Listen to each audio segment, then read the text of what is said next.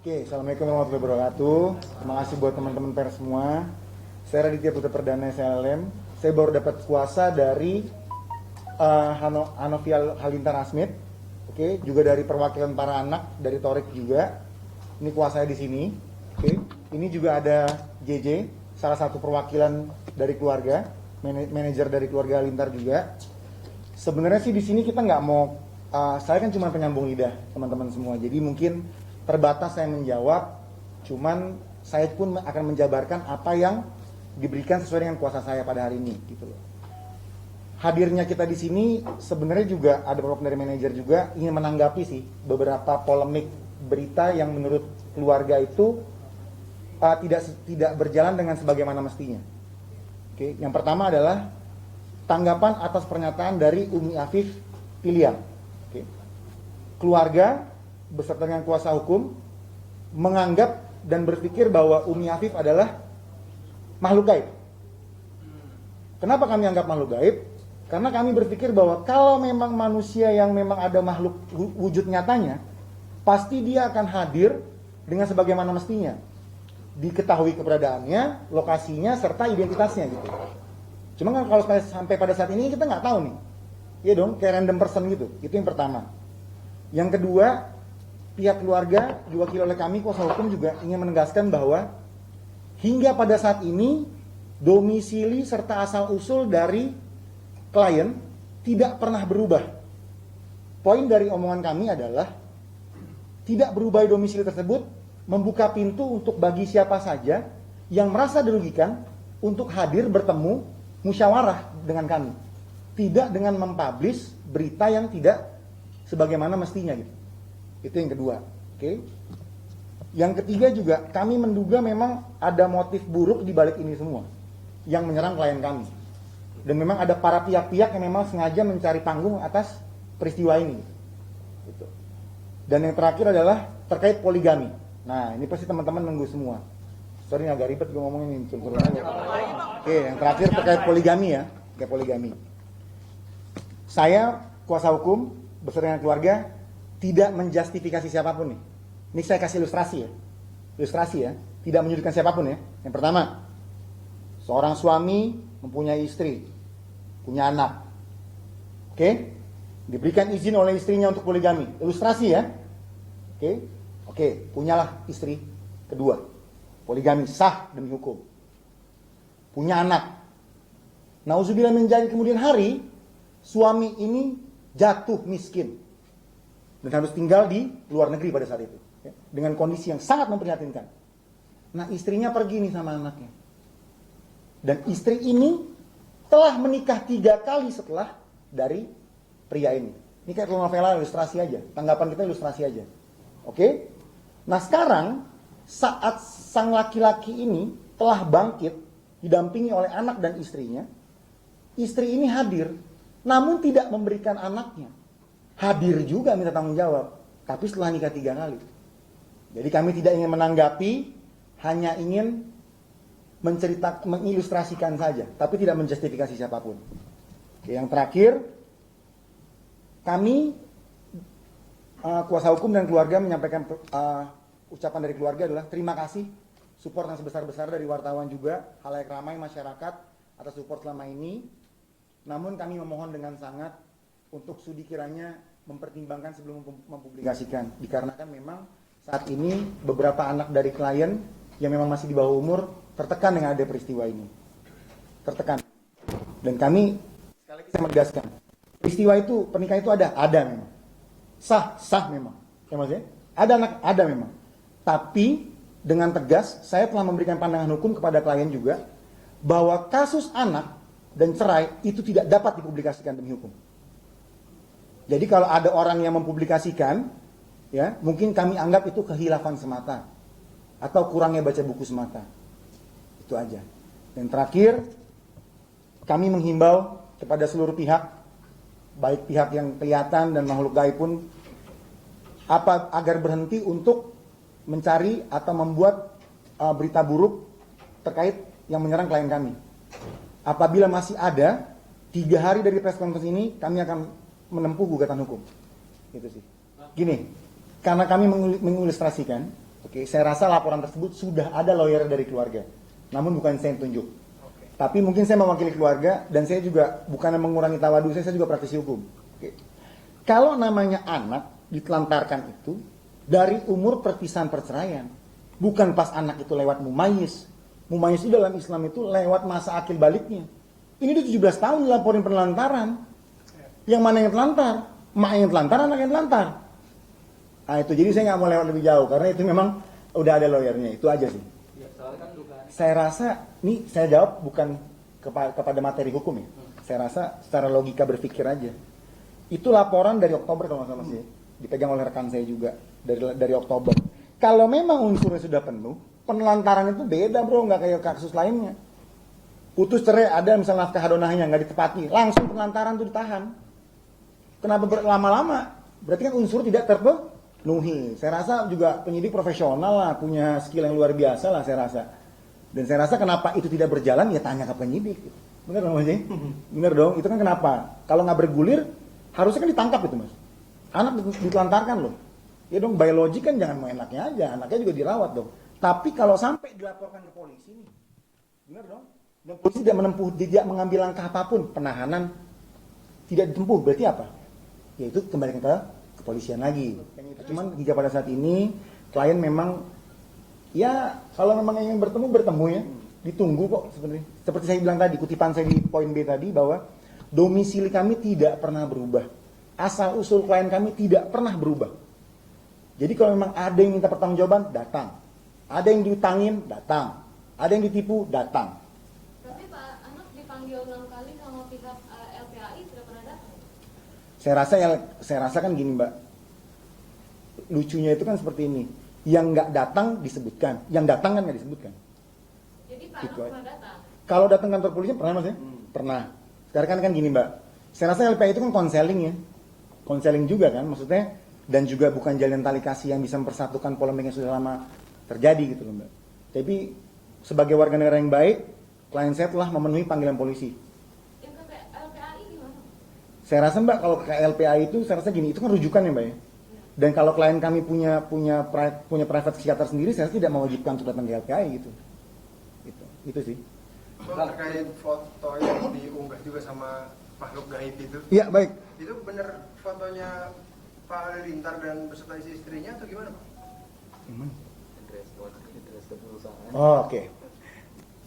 Sebenarnya nggak mau bahas terlebih lanjut sih, karena ini ada korelasinya dengan peristiwa yang sedang dengan lawyer yang rekan sejawat saya juga, dan peristiwa itu sedang bergulir juga di peristiwa hukum. Jadi terbatas saya untuk menjawab itu. Tapi memang kalau foto itu benar, tapi tidak beserta dengan istri-istrinya itu. Oh, oke. Ya kan, kadang-kadang kan kayak saya misalnya ada datang acara keluarga, ada bini lo, masa foto nggak boleh ya kan? Itu sih. Bang, tapi itu benar foto Pak Ano, Ibu Deni dan Umi Afif itu sendiri di dalam foto itu? Iya, kalau gini Mbak, sebenarnya kalau klien saya membatasi untuk menjawab ini, cuman tergantung urgensi juga. Sedikit masalahnya memang klien saya itu mungkin dulu cukup mempunyai posisi strategis di sebuah perusahaan memang. Dan pada saat itu memang ada acara gathering. Jadi memang foto itu random. Makanya kan gini, kalau kita berbicara di sana tidak ada kepastian hukumnya kan ribet kayak gini kan. Makanya yang enak, ya makanya saya berani bilang bahwa itu malu gaib, laporkan aja. Karena kami apabila tidak ada terus bergulir, kami akan menempuh langkah hukum. Euro yang dipinjamkan Umi Afif ke Pak Anak gimana? Nah itu, ini yang saya suka pertanyaan, saya tunggu-tunggu banget. Klien saya Mbak, saya sempat nanya Mbak, kalau 40.000 euro itu dikali 18.000 aja, itu udah hampir 720 juta ya, more or less ya, kira-kira ya. Apakah masuk dalam akal logik kita, orang yang punya uang sebanyak itu, tidak berani menampakkan mukanya, tidak berani menunjukkan identitasnya, dan tidak hadir ke Indonesia? Saya rasa kalau emang domisili luar negeri ya, itu bisa minjem loan, buat pinjam ke Indonesia, buat nagih utang itu bisa loh. Dan memang, makanya kan saya bilang, statement saya sebelumnya, domisili kami tidak pernah berubah. Kalau ada hadir. Oh klien saya ditutup pintunya, datang kantor saya. Selama kuasa belum dicabut. Ya kan karena saya juga mendapatkan kuasa akan hal itu gitu loh. Karena klien saya bingung Mbak. Terus terang gini. Kalau seorang pengusaha itu ya, yang punya citra baik, terus dibilang berhutang, terus nggak bayar itu kan sedikit memberikan dampak buruk. Namun alhamdulillahnya semua rekan dan partner dari klien saya juga tidak berdampak akan hal itu sih. Ngutang, memberikan pinjaman, terus dia tidak berani menunjukkan wujud aslinya. Oke, tapi benar nggak Pak Anok punya uang itu? Makanya saya tantang. Klien saya pun bingung, Mbak. Kalau emang ada, hadir dibayar. Ada, hadir dibayar. Tapi kalau nggak ada, dengan apa yang dilakukan, bilang-bilang utang belum bayar, menghujat rame-rame, kita ngapain? Kan itu kan nggak, it's not quite balance gitu kan. Kalau ditanya utang dibayar apa enggak? Nah saya tanya, kalau misalnya ternyata utang itu nggak ada, kita ngapain? Coba tanya ke dia gimana ke kita? Itu aja sih Mbak. Gitu. Cuman klien saya memang sampai hingga pada saat ini membuka pintu musyawarah yang sebesar-besarnya. Tidak ingin menambah musuh, tapi ingin menambah saudara, itu aja sih Mbak.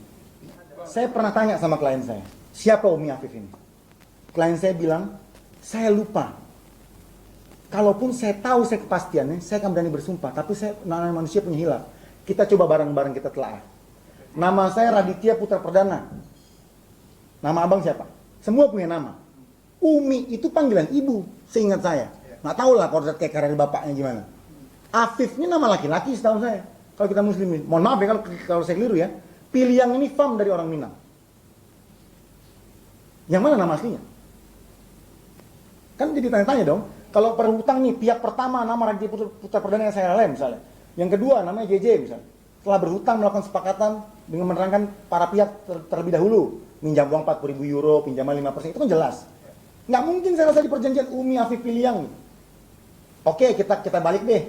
Nama anaknya Afif, nama emaknya Umi. Apa bisa loh publikasi nama orang, jelek-jelekin orang pakai nama S non S kayak gitu?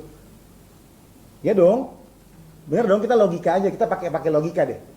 Kalau dibilang ada apa enggak orangnya, klien kan saya bilang, klien saya buka pintu 24 jam. Alamat nggak pernah pindah. Anaknya YouTuber terkenal, berprestasi, ya hadirlah.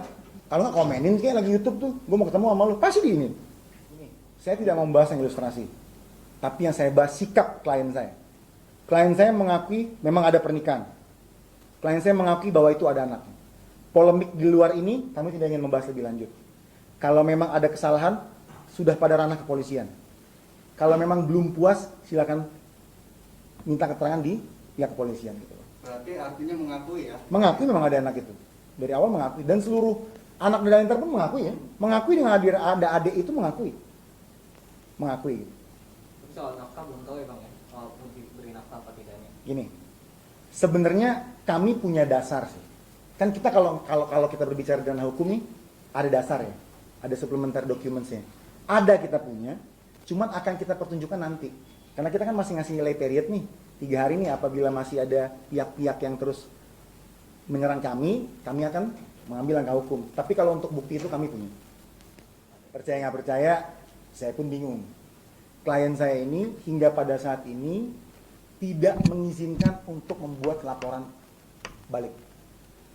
Namun, setelah ada rembuknya keluarga, dari anak dan juga orang tua dan klien saya juga, dari para anak juga dengan orang tuanya ini, apabila 3 hari setelah press conference ini masih terus bergulir, maksudnya dari pihak yang para pihak lah, kami akan mengambil langkah hukum. Tapi langkah hukumnya apa, kami pertimbangkan lebih dahulu. Ya kalau itu sih sebenarnya kalau ini jadi LP, kalian kami undang. Bukti tadi nafkah saya buka. Indikasi ke sana saya buka. Namun karena klien saya ini, saya bingung juga ini, baik banget ya. Nggak mau nyerang balik ya. Jadi kita umpetin dulu. Namun kalau ada, kau undang. Saya pasti itu. Saya nggak mau mengikuti game dari makhluk gaib itu. Dia ngomong ada sangkut paut, tapi kan nggak ada buktinya. Saya akan ngomong nanti, tapi saya tunjukin buktinya. Gitu. Jadi kalau dia nunjukin bukti, saya tunjukin bukti. Jadi biar sama-sama enak gitu. Karena ini saya masih mempertimbangkan klien saya masuk ranah hukum apa enggak, bukti saya keep dulu. Gitu aja. Tapi kalau buktinya ada. Ada ya? Ada. Pernah ada. Dokumentasinya juga ada kok. Cuman nanti kita tunjukkan. Ada fotonya, ada di pesantrennya, ada, nanti kita tunjukkan. Saya menyampaikan atas nama klien saya permohonan maaf yang sebesar-besarnya. Bukan tidak bermaksud untuk menjadi enemy dari media. Bagaimanapun juga profesi dari klien saya ini juga adalah harus jadi media darling. Karena bagaimanapun juga ya rekan media ini juga ibaratnya saudara yang tidak sedara dengan klien saya sewajibnya akan profesinya. Namun memang adanya berita-berita gini memang cukup mengganggu psikis mereka. Karena ada orang yang mentalnya kuat menghadapi hal ini, ada yang tidak gitu. Mewakili Atta dan Torik, mungkin yang lain-lain, Sai juga, semuanya mohon maaf, tapi hingga pada saatnya nanti mereka akan muncul kok. Gitu ya.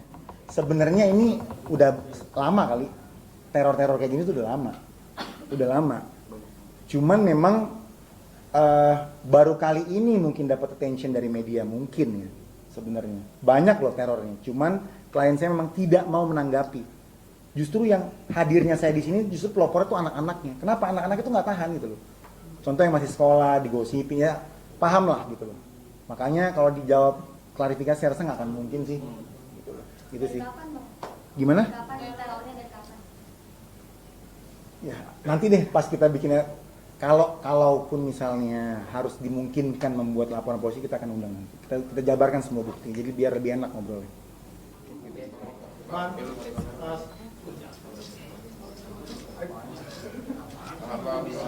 Boleh banget di sini bang. Ya. Nah, satu dua. Bang, sekali lagi, 1, 2. Cukup? Ya ke